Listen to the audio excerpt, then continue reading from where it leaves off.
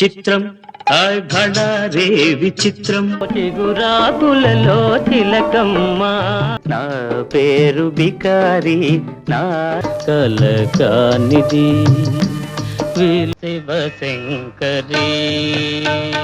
Hi friends, welcome to EVC Masti. సినీ ప్రపంచంలో సంగీత ప్రియులను తన సంగీతంతో ఓలలాడించిన స్వరకర్త శ్రీ పెండ్యాల నాగేశ్వరరావు గారు. పెండ్యాల గారు అనగానే గుర్తొచ్చే పాటలు దొంగరాముడు సినిమాలో చిగురాకులలో చిలకమ్మ, దానవీర సూరకర్ణలో చిత్రం, బళారే విచిత్రం, ఎన్టీఆర్ గారి శివశంకరి అనే పాట. ఈ పాటైతే ఇప్పటికీ వింటుంటే శ్రోతలకు గూజ్బంప్స్ రాకమానవు. నాకైతే ఈ పాటలు చాలా ఇష్టం. ఇంకా ఇలా ఎన్నెన్నో అద్భుత గీతాలతో సంగీత ప్రియుల మనసు దోచిన పెండ్యాల నాగేశ్వరరావు గారు వందలాది అద్భుతమైన గీతాలకు జీవం పోశారు. ఈ వీడియోలో పెండ్యాల గారి కుటుంబ నేపథ్యం గురించి, సినీ జీవిత విశేషాల గురించి, వారి వారసుల గురించి, ఆయన చివర్లో ఎలా గడిపారు, సంగీత దర్శకుడయ్యే ప్రతిభ ఉన్నా సరే చాలా సినిమాలకు ఆయన అసిస్టెంట్ మ్యూజిక్ డైరెక్టర్ గా ఎందుకు పనిచేయాల్సి వచ్చింది, ఇలాంటి విషయాలన్నీ కూడా ఈ వీడియోలో క్లియర్ గా చెప్పుకుందాం. స్కిప్ చేయకుండా వీడియో చివరి వరకు చూసేయండి ఫ్రెండ్స్.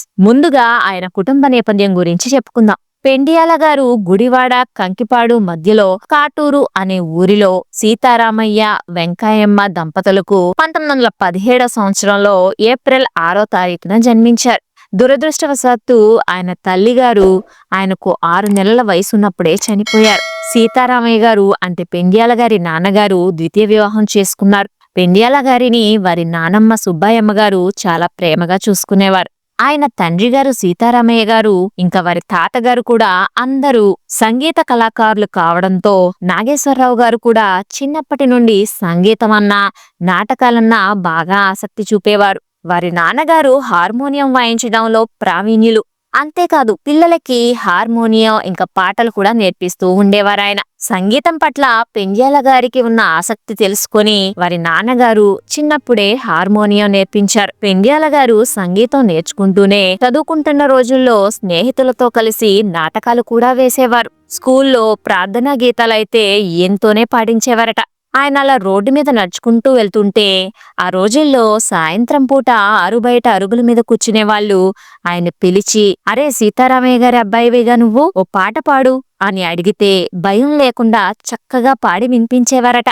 దానికి వారందరూ సబాష్ అనేవారట. అలా పాటలు పాడుకుంటూ హార్మోనియం నేర్చుకుంటూ సరదాగా 8వ తరగతి వరకు వారి ఊర్లోనే చదువుకున్నారు ఆయన. ఆ తర్వాత చదువుకోవటానికి వారి ఊర్లో పాఠశాల లేదు. పక్క ఊరైన గుడివాడకు వెళ్లాల్సింది. అయితే నాగేశ్వరరావు గారు పై చదువుతాను అని అనడంతో సరేనన్నారు వాళ్ళ నాన్నగారు. గుడివాడలో చదువు మొదలుపెట్టారు. కొంతకాలం బానే నడిచింది. కానీ ఆ చదువుల మీద అంత నమ్మకం ఉండేది కాదు సీతారామయ్య గారికి. అందుకని నువ్వు చదివినా సరే ఎక్కడికో పోయి ఏ గుమస్తా ఉద్యోగమో చెయ్యాలి, సంగీతం నేర్చుకుంటే మన ఊర్లోనే పాఠాలు చెప్పుకోవచ్చు అని పెండ్యాల గారికి నచ్చ చెప్పి ఇంటికి తీసుకొచ్చేశారు. ఇటు చదువుకోవటానికి చదువు లేదు, చేయటానికి పని కూడా లేదు. అలా కొన్నాళ్ళు ఇంట్లోనే కాలం గడిపారాయన. అలా ఇంట్లో ఉండే 13 సంవత్సరాల వయసు నుండే హార్మోనియం వాయించే పద్ధతులన్నీ నేర్చుకున్నారు. వారి నాన్నగారు ఏదైనా పని మీద బయటికెళ్తే ఆ పిల్లలకు హార్మోనియం పాఠాలు చెప్పేవారు. అంతేకాదు పాటలు పద్యాలు బాగా పాడుతున్నాడని తెలుసుకుని నాటకాల వాళ్ళు ఆయనతో నాటకాల్లో నటింపచేశారు. అలా ఆయన మొదటిసారి కృష్ణ తులాభారం నాటకంలో జాంబవంతిగా నటించారు. తర్వాత ఆయన కృష్ణ తులాభారం నాటకంలో రుక్మిణిగా, ఇతర నాటకాల్లో నారద పాత్రల్లో నటించారు. మెల్లమెల్లగా నటనతో పాటు హార్మోనియం కూడా వాయిస్తూ ఉండేవారు. ఆయన నాటక రంగానికి, ముఖ్యంగా పౌరాణిక నాటక రంగానికి అనుకోకుండా అలతక్కుపోయారు. ఆయన స్టేజ్ మీద పద్యాలు చెప్తుంటే వన్స్ మోర్ అనేవారు. నాటకాల్లో ఆయన నటించడమే కాకుండా ఎంతో మంది నటీనటుల చేత పద్యాలు పాటలు ప్రాక్టీస్ చేయించి తప్పులు లేకుండా గుక్క తిప్పుకోకుండా పాడే విధానాన్ని అలవాటు చేశారు. ఇక ఆ నాటకాలే ఆయనకు బ్రతుకు తెరువైపోయాయి. ఈయన నాటక ప్రతిభను చూసి పక్క ఊళ్లవారు కూడా నాటకాలు వేయమని పిలిచేవారట. అప్పటికి ఆయన వయస్సు 16 ఏళ్లు మాత్రమే. అదే టైంలో వారి పక్క ఊరైన ఇందుపల్లిలో శ్రీరామ్మూర్తి తులసమ్మ దంపతుల కుమార్తె అయిన సీతాసుముఖి గారిని పెళ్లి చేసుకున్నారు. అప్పుడు ఆమెకు 8 ఏళ్లు మాత్రమే. ఇక ఇప్పుడు ఆయన సినీ రంగ ప్రవేశం ఎలా జరిగిందో తెలుసుకుందాం. ఆ నాటకాల టైంలోనే ఆయన ప్రజ్ఞ గమనించిన దర్శక నిర్మాత కడారు నాగభూషణం గారు అంటే అలనాటి నటీమణి కన్నాంబ గారి భర్త. అతని ప్రతిభని చూసి 1941లో ఆయన నిర్మించిన తల్లి ప్రేమ చిత్రానికి తన ఆర్కెస్ట్రాలో పనిచేయమని ఆహ్వానించారు. ఆ అవకాశం రాగానే మద్రాసు వెళ్లి రాజరాజేశ్వరి ఫిల్మ్స్ లో చేరి ఆ చిత్రానికి దినకర్రావు ఇంకా ఎస్వి వెంకటరమణలకు అసిస్టెంట్ డైరెక్టర్ గా పనిచేశారు పెండ్యాల గారు. అలా ఆ సినిమాకి సహాయ సంగీత దర్శకుడిగా పనిచేశారు. స్వతంత్ర సంగీత దర్శకుడిగా పనిచేయగల ప్రతిభ, పేరు ఉండి కూడా కొత్త పోకడలు నేర్చుకోవచ్చులే అన్న ఆశతో అసిస్టెంట్ డైరెక్టర్ గా చేరారాయన. అలా సినిమాలు చేస్తూ ఉన్న టైంలోనే రెండవ ప్రపంచ యుద్ధం ప్రారంభం కావడంతో అక్కడి నుంచి ఆయన ఇంటికి తిరిగి వచ్చేశారు. యుద్ధ భయంతో మద్రాసు ఖాళీ చేయటంతో మళ్లీ నాటక రంగమే దిక్కయింది. అప్పట్లో అగ్రస్థానంలో ఉన్న నాటక సంస్థ దుక్కిపాటి మధుసూదన్ రావు గారి ఎక్సెల్షియర్ డ్రామాటిక్ అసోసియేషన్ లో పెండ్యాల నాగేశ్వరరావు గారు సంగీత దర్శకుడిగా అడుగుపెట్టారు. ఆ అసోసియేషన్ లో అక్కినేని నాగేశ్వరరావు గారు నాయక పాత్రలు వేస్తూ ఉండేవారు. అంటే నాగేశ్వరరావు గారు సినిమాల్లోకి రాకముందు అందంగా ఉన్నారని నాటకాల్లో ఆడవేషాల్లో తీసుకునేవారట చాలా మంది. ఆ విశేషాలు తెలుసుకోవాలంటే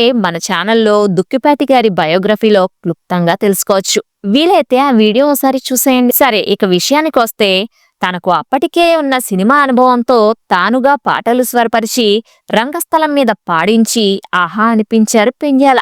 అలా కొన్ని నాటకాలు కొంతకాలం జరిగిన తర్వాత సీతారామ జననం చిత్రానికి అక్కినేని నాగేశ్వరరావు గారికి అవకాశం వచ్చి సినీ రంగంలోకి వెళ్లిపోవడంతో ఆ నాటక సంస్థ కాస్త మూతపడింది. అప్పుడేం చేయాలో తెలియని టైంలో కొంతకాలానికి 1945 సంవత్సరంలో గూడవల్లి రామబ్రహ్మం గారు గాలిపెంచుల నరసింహారావు ఆధ్వర్యంలో మాయాలోకం అనే సినిమా కోసం హార్మోనిస్ట్ గా పనిచేయమని ఆహ్వానించారు. అక్కడ హార్మోనిస్ట్ గా చేస్తున్నప్పుడే కెఎస్ ప్రకాశ్ రావు గారు ఆయన తీస్తున్న ద్రోహి సినిమాకి సంగీత దర్శకుడిగా పెండ్యాల గారికి అవకాశం ఇచ్చారు. 1945లో రిలీజ్ అయిన ఈ సినిమా ఆయనకెంతో పేరు తెచ్చిపెట్టింది. ఇక పెండ్యాల గారు సంగీత దర్శకుడిగా స్థిరపడ్డారు. అక్కడి నుంచి ఆయన అనేక సినిమాలకు స్వరాలు సమకూర్చారు. అప్పట్లో వరుస పరాజయాలను చవిచూసిన నిర్మాత పుల్లయ్య గారు 1960 సంవత్సరంలో శ్రీ వెంకటేశ్వర మాత్యం సినిమాని తీయగా ఈ చిత్రానికి పెండ్యాల గారు సంగీతం అందించారు. ఎన్టీ రామారావు గారు హీరోగా నటించిన ఈ సినిమా సూపర్ హిట్ అయింది. అంతేకాదు అందులోని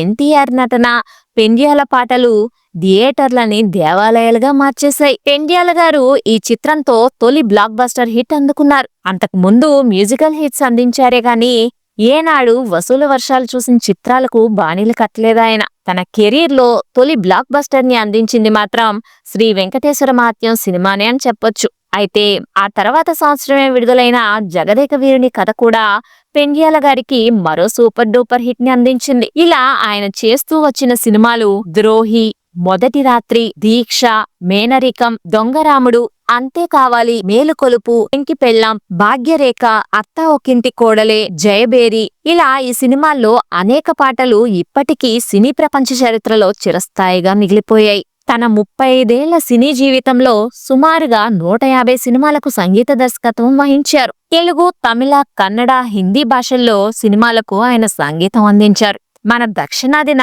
ఎన్నో పాటలకు స్వరాన్నందించిన ప్రేక్షకుల మదిలో సుస్థిరమైన గాయనీమణులు పి సుశీల గారు, ఎస్ జానకి లాంటి వారు పెండ్యాల గారి వద్ద పాడిన వారే. 1953లో కన్నతల్లి అనే సినిమాతో గాయనిగా పి సుశీల గారిని కోరస్ లో పాడేందుకు సెలెక్ట్ చేసుకున్నారు పెండ్యాల గారు. అలా ఆమెను చిత్రసీమకి పరిచయం చేశారు. ఆ తరువాత దొంగరాముడు సినిమాలో హీరోయిన్ కి ఈ సుశీల గారితోనే పాటలు పాడించారు ఆయన. ఎమ్మెల్యే సినిమాలో ఘంటసాల గారితో కలిసి ఎస్ జానకి గారితో పాడించి ఆమెను పరిచయం చేశారు పెండ్యాల గారు. ఆచార్య ఆత్రేయ గారు నిర్మించిన వాగ్దానం సినిమాలో మా కిత్తయ్య పుట్టిన దినము పాటని బి వసంత గారితో పాడించి ఆమెను పరిచయం చేశారు. మంగళంపల్లి బాలమురళీకృష్ణ గారితో మొట్టమొదటిసారిగా ఓ సాంఘిక చిత్రానికి పాట పాడించిన ఘనత పెండ్యాల గారిదే.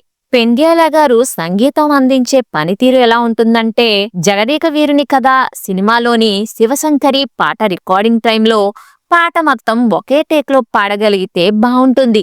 ఎన్ని రోజులు రిహార్సల్ తీసుకున్నా సరే అని పెండ్యాల గారంటే ఒకే ఒక్క టేక్ లో మొత్తం పాడతాను చూడండి అని ఘంటసాల గారు పందెం వేసినట్లు అన్నారట. అంతేకాదు వారం రోజుల పాటు ఇంకో రికార్డింగ్ కి వెళ్లకుండా ఆ పాటనే సాధన చేసి పెండ్యాల గారు అనుకున్న విధంగా ఆచరించి చూపించారు ఘంటసాల గారు. ఈ ఒక్క పాటే కాదు, ఇంకొంతమంది గాయకులతో కూడా ఇంకొన్ని పాటలు సింగిల్ టేక్ లో అద్భుతంగా పాడించారు పెండ్యాల గారు. పెండ్యాల నాగేశ్వరరావు గారు స్వరకల్పనలో రూపొందించిన అనేక భక్తి గీతాలు ఈనాటికి భక్తకోటికి పరమానందం పంచుతూనే ఉన్నాయి. స్వతహాగా ఆయనకి దైవభక్తి ఎక్కువ.